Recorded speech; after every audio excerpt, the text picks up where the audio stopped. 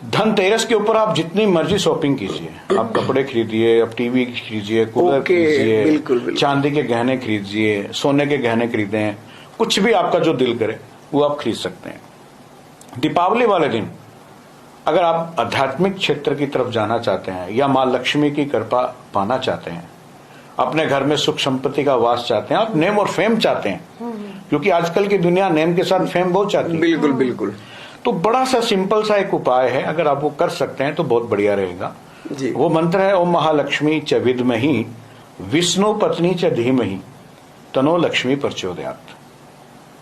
अगर ये किसी ने नोट किया तो बहुत अच्छी बात है, नहीं तो श्री सुतकम का पाठ कीजिए, वो भाषा टीका में आता है। एक बार वो मंत्र दोबारा बोल दीजिए ताकि। ओम महालक्ष्मी च विद्महि विष्णु पत्नी च धीमहि तनो लक्ष्मी प्रचोदयात्। ये ऐसा सिद्ध मंत्र है कि ये अगर आप हर